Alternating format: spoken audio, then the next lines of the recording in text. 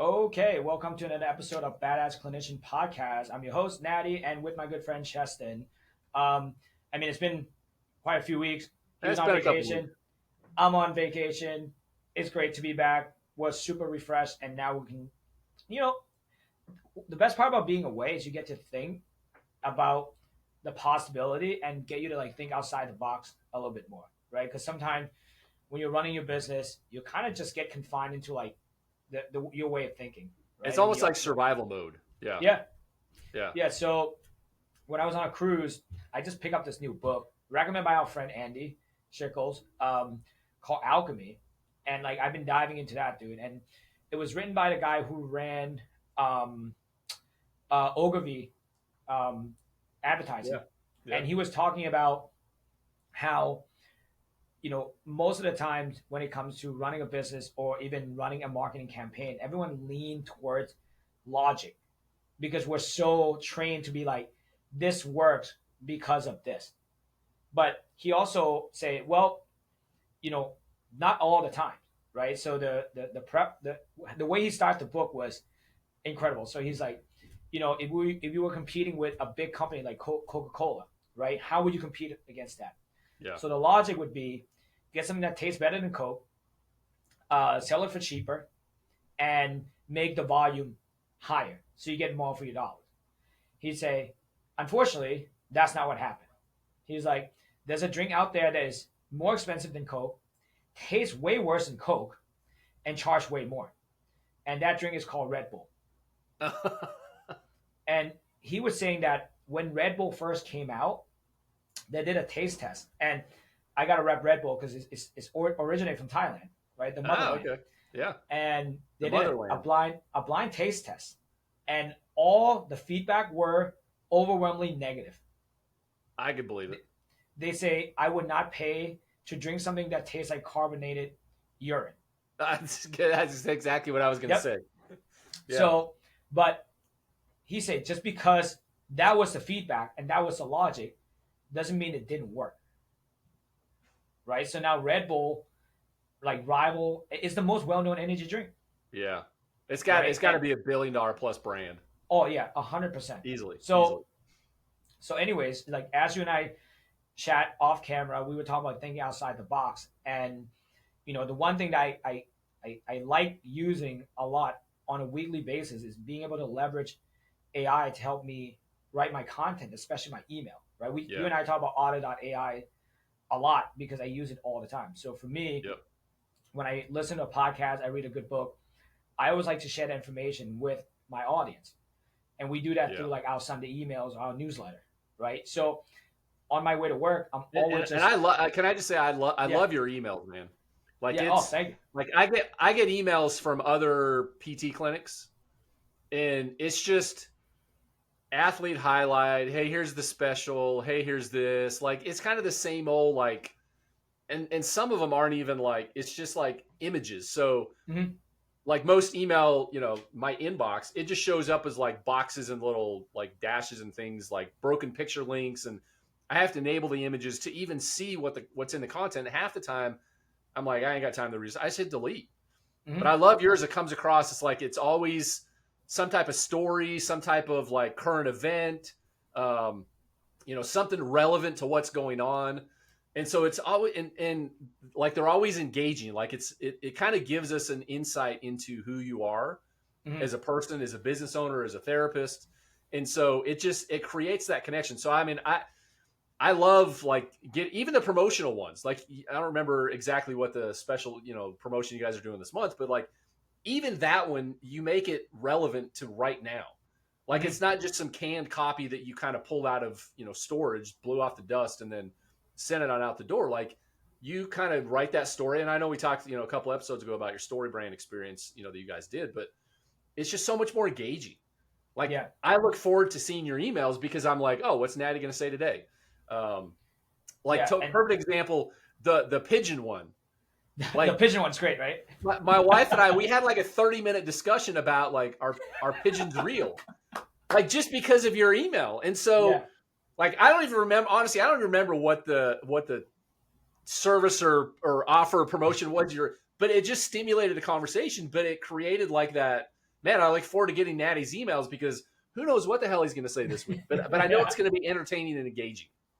Yeah, I mean, dude, I mean, thank you for that, and I got to give you kudos because we always talk. You always say like people like to do business with people they like, right? And my the message I'm trying to create is like, here's who I am. Here's, Yeah, here's my value. Here's my morals. Here's my code of conduct, and yeah, here's what I believe in, yep, right? The pigeon thing was great because that was just like a real conversation over dinner, and yeah, we were just talking about like conspiracy theory and all that stuff, and and we were laughing. We couldn't stop laughing for 15 minutes. I said, we're laughing this hard. Like people were reading this, they would get a laugh too. I was like, oh, let's just write about it, right? yes, And again, luckily, thanks to like Otter.ai, I was able to just pretty much take what in my brain while I'm driving, recording the whole thing, yeah, transcribe it, and then I'll have Cassie just literally just go in, make sure it sounds good. It's and again, she does all the magic touch, right? I yeah, just come in with the content.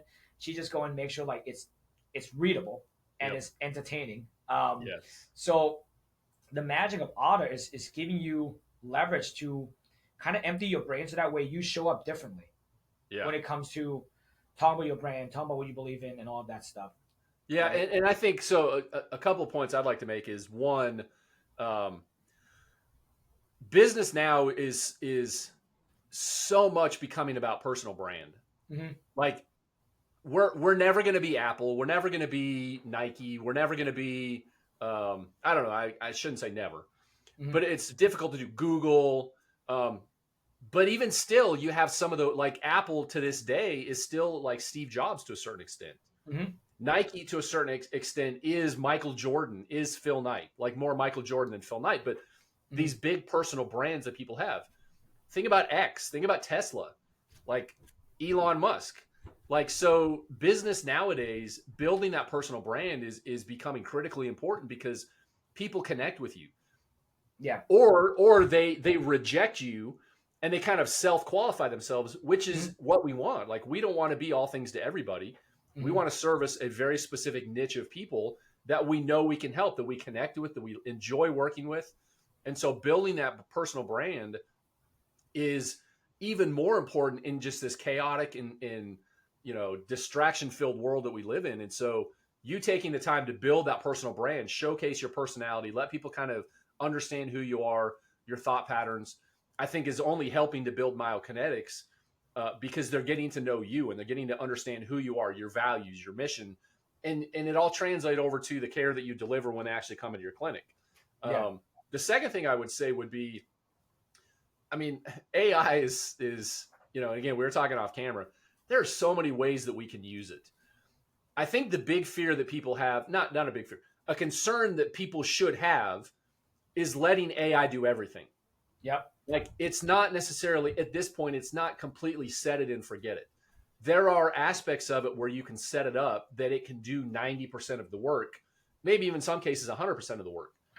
But when it comes to doing things like your personal brand, like communicating, um, like you still need to put that personal touch on it. And so, Mm-hmm. I think using tools like Otter AI, like what you said, where you dictate to it, it takes your notes, kind of summarizes it, but then you go through a process of taking that and fine tuning it and refining it and making sure that it really does reflect who you are, that it says what you want it to say, that it doesn't sound robotic.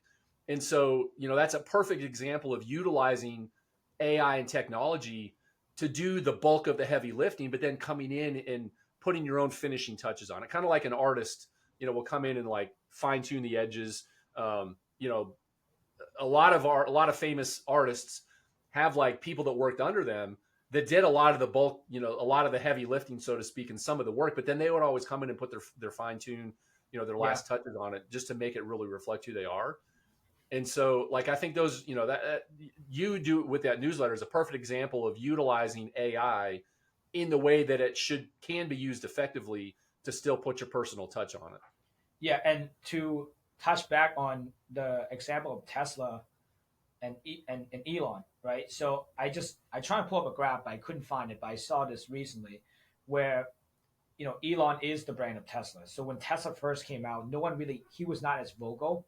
Mm-hmm. So if you look at the graph when Tesla came out, all EV was all Democratic based, right? So it was like really peak. It's all blue, Yep. Now, as he becoming more vocal, now the blue is dropping, but he's gaining the red Yep. people to buy his car. But Yep. then, and people are like, well, like, but conservative are not going to buy as many EVs as Democratic.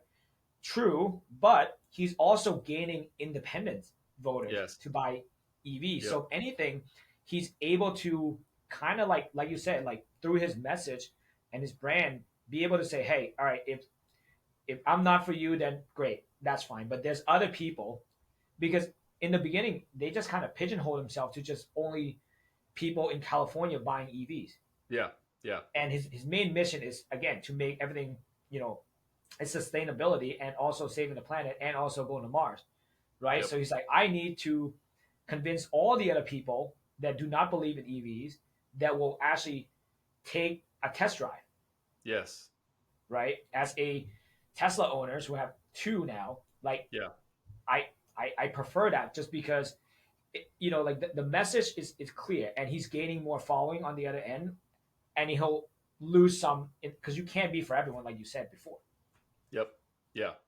Yeah. Yeah. I So mean, like, he's a perfect example of how his personal brand is reflected in the businesses that he does.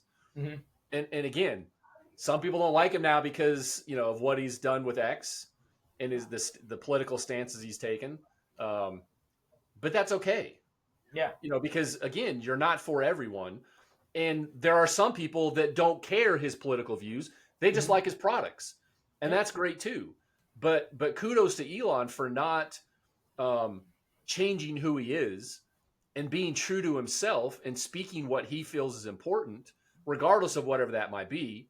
And I think that's what we should do as well as business owners is take a stand, like be who you are. Like don't change who you are in public compared to who you are in private. Be that same person and people will appreciate that.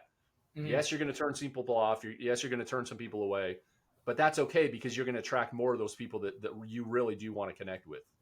Yeah, and once you pick, once you can stand on something, then people can predict what you're going to be about, right? If Yes. you're flip flopping on every Yeah. single thing, Yes. then it's unpredictable. When they come into your business, they have no idea what they're going to get, Yep. right? So for Yeah. us, There's no consistency. exactly. So for us, we're more athletic population, right? High school, college, pro, active adult, Yep. right? Season-ending injuries, sport injuries, right? People who have a physical goal that they want to meet, Yep. right? And when people come in and they have like chronic pain that they've been dealing for like 6, 7 years, that's not our forte, and we don't Yep. ever have our message go based on that, Yep. right? And if anything, when people come in, we can refer them out to Yeah. the right group of people, Yep.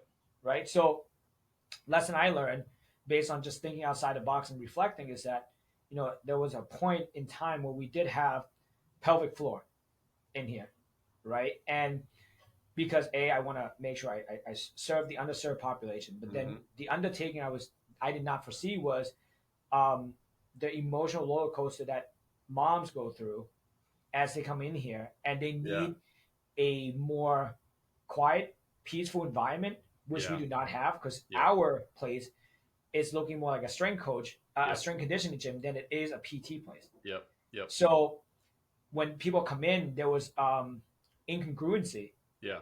right? Because they would love soft music, they would love babbling brooks, they would love rainfall, Yeah. right?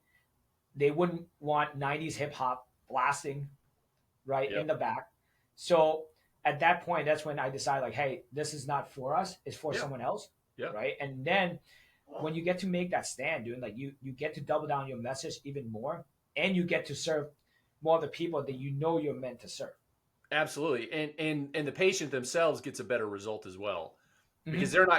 they're not coming to you for something that you are kind of half-assing. Like they're coming to you for a very specific need and they know that you are the one that can help them, as opposed to like you're kind of trying to add because you saw a need, you're trying to fill a need, but it just doesn't really fit with your vibe. Yeah, And so getting really clear about, as we've talked about in previous episodes, who your patient is, how you can help them, why, how and why you're the best person for them. Like all those things come into play in that regard. yeah, and like AI. thinking outside the box. We're trying to define whatever the norms are in healthcare, and we're trying to break it, right? So Yeah. I was telling you off air that like the next thing we're testing out is having virtual front desk, Hmm. right? Having someone that doesn't have to be physically there in person, but there Yeah. all the time. Because what we value more, we value efficiency. Yep. So if I get someone to be on call all the time, right? 6 a.m. to like 12 a.m. Yep. Right now, like when people get to call us, like especially when they're desperate, Yep. like they want to speak with someone immediately. Yep. So what we're testing out now in the clinic is virtual using the virtual system that we have to do front desk work, Yeah. right? And then just having a screen, having a smiling face to talk to you, to make sure the appointment is good, to send you Yep. reminders, all that stuff. Because at the end of the day, people just want the outcome, right? They Yes. don't care really how they get it. Yeah. Yeah. Now I will say to a certain extent, there are some people that still want the personal touch, but with technology now, there's enough things you can do to give them that personal touch and that deliver that experience, and probably even better than you could if you had someone who was just kind of like they're there just to fill a role. They're there to collect a Mm-hmm. paycheck. Now, Yeah. hopefully through your hiring process, you're not hiring that, but it's and you guys are going to figure out ways to still create that experience, that personal touch and that connection that happens when someone first comes in. But man, the possibilities of doing that, especially technology, global community that we have. I mean, there are people that are perfect for that role, but they live Mm-hmm. halfway around the world. But if they had an opportunity to come in and help your business and fulfill that role and do it in a way that creates efficiency for you, it's cost savings for you, but it's a very good, stable job for them. It's definitely there are definitely opportunities to create experiences and tools and systems and processes like that help everybody in the process that creates a better experience all around.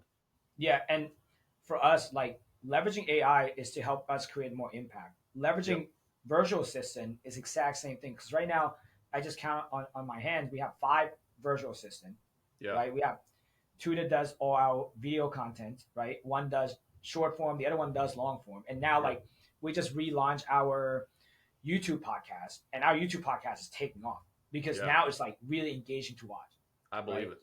And then we have one virtual assistant that helps with marketing, like content writing, giving us idea what we need to write on, Hmm.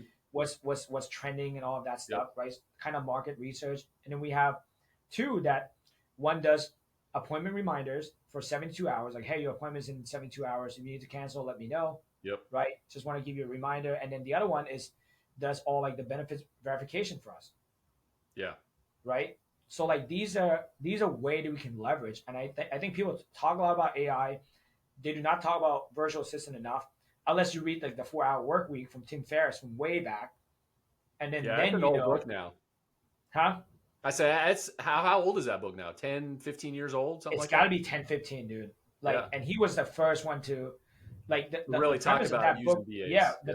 yeah, premise was that book was like you can get your work done in 4 hours Yeah. if you have virtual assistant or like personal assistant oversee that can help you organize everything. Yeah.